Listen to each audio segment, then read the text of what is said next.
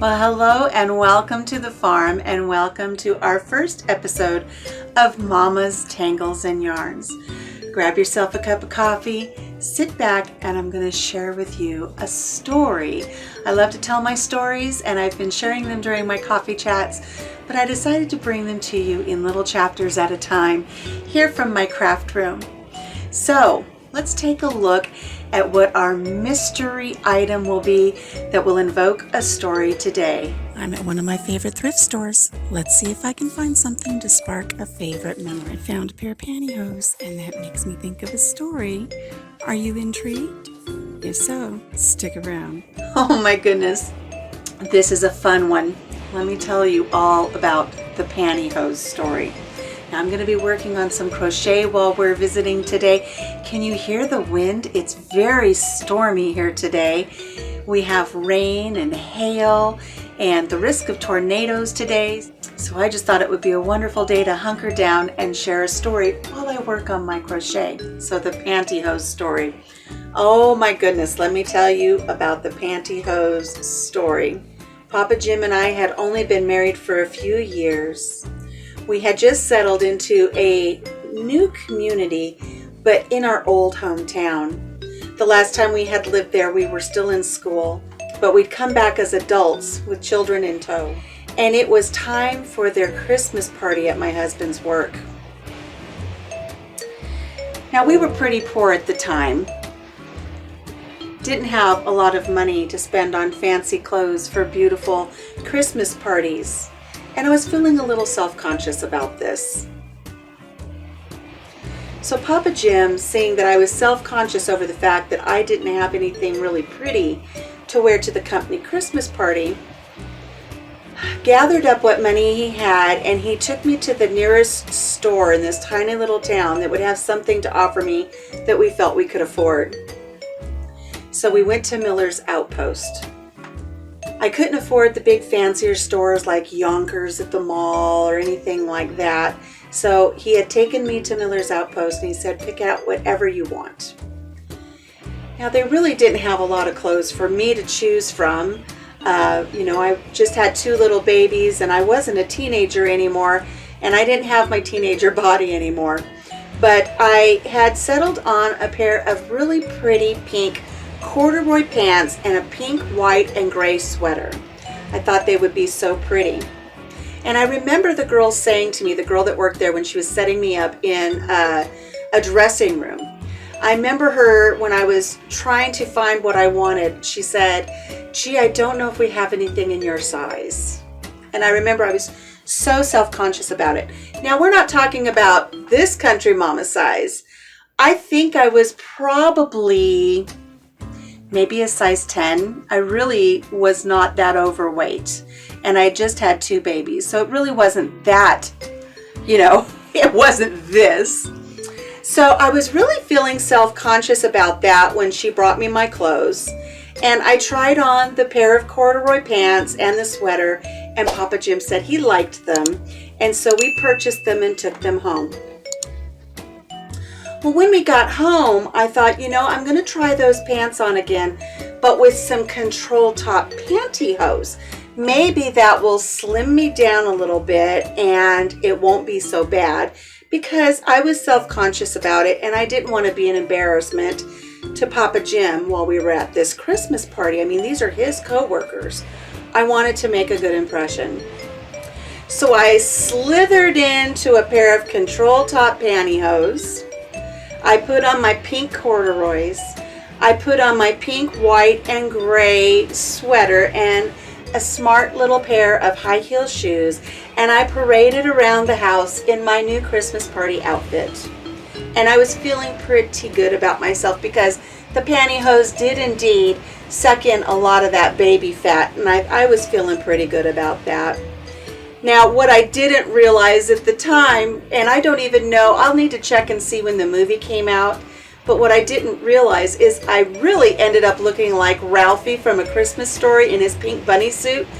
But that's not the topic of this story, but that is what I ended up looking like.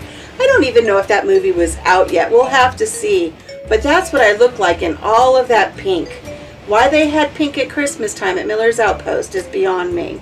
after I had paraded around the house in front of my husband and toddler children in my, Ralphie pajama suit there, all pink, head to toe, I went back to the bedroom and I carefully took off my sweater and I folded it up and I set it on the dresser. I slinked out of my corduroy pants and the pantyhose, and I folded them up and I put them in the closet on a hanger so nothing would happen to them. Nobody would, spill any grape juice or anything on my pretty pink pants. I put them up so that they would be perfectly safe and fine. The day comes for the Christmas party. Our babysitter shows up, which is, big for us because we didn't get out very often. And I shower and I do my hair and my makeup and I get in the bedroom there and I grab a fresh pair of pantyhose out of the drawer. Remember when they used to sell the pantyhose in the eggs? Remember those? Grabbed a fresh egg out of the drawer and I slipped on a new pair of control top pantyhose. I opened the closet and took my pants out and I slid my pants on, and then I put on my pretty pink sweater, slipped on my high heel shoes, grabbed my bag, and just like Cinderella, I was off to the ball. We show up at this lovely little steakhouse where the Christmas party was to be held. I was introduced to all of the bigwigs of the business that my husband worked for and all of his co-workers and, all of his friends, and everybody's having a wonderful time. And it's just wonderful. Everybody's imbibing and we're having hors d'oeuvres and the music is playing. They had a DJ. It was great. Well, Papa Jim doesn't like to dance. So I knew that chances were I was not going to get that man out on the dance floor. Now I dance, but music moves me ugly. I will put that disclaimer out right there. Music moves me ugly. But I got out on the dance floor with one of Papa Jim's co-workers. Oh my goodness, I was having the time of my life. I was dancing with a man named Mike, quite a bit taller than I am, and I'm dancing and we're doing the hustle. We're having some fun, right? Having some fun. And I'm, 6 beats into my boogie, and I'm doing one of these. And I look over at Mike and he's just looking at me like this. And he looks down at the floor and then he looks back up at me and I'm like, what's wrong? What's going on? He says, what is that hanging out of your pants? And I'm like, what? Just dancing, having a good time.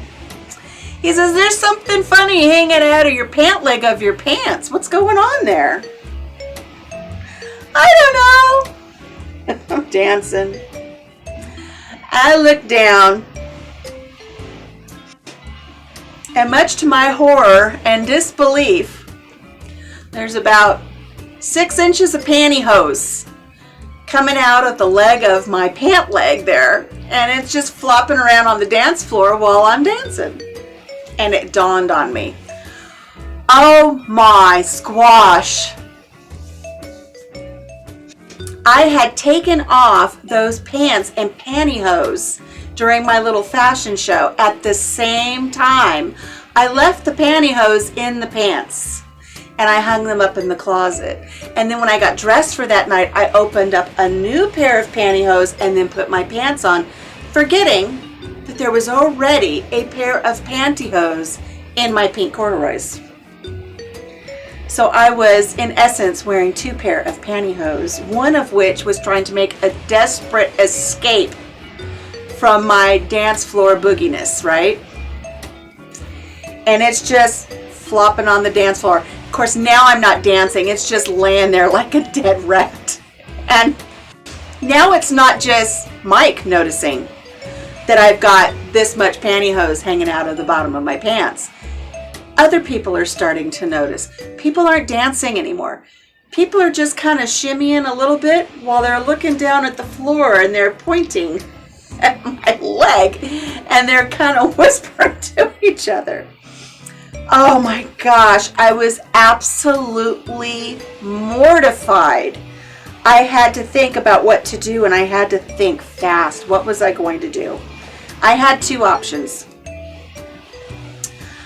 I could either run away and run off to the ladies' room, utterly mortified, crying, embarrassed beyond death, and not come out again.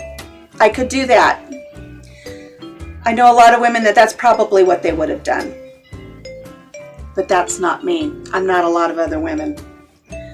This country mama did not do that. What I did instead was I kicked off my high heel shoes. So now I'm barefoot in pantyhose pair number 2. And I hike my leg up onto Mike's thigh. So I've got one leg on the ground, one leg up on his thigh, and I'm doing this little shimmy, right? And Mike reaches down and he starts pulling the pantyhose. And those suckers stretch. Let me tell you, they're wedged into some skin-tight pink corduroy pants and me, wedged in between there, and he's pulling, and I'm shimmying, and the more I shimmy, I loosen it up a little bit. So he's finally able to pull the entire pair of pantyhose. One leg, then the center section, then the second leg. He pulls them completely out while I'm shimmying with one leg up on his thigh. And I'm laughing, and he's laughing. Everybody's laughing. Jim's back at the table going, oh my stars. He was like this the whole time. Mike gets the pantyhose out, and then he starts swinging them over his head, going, woo!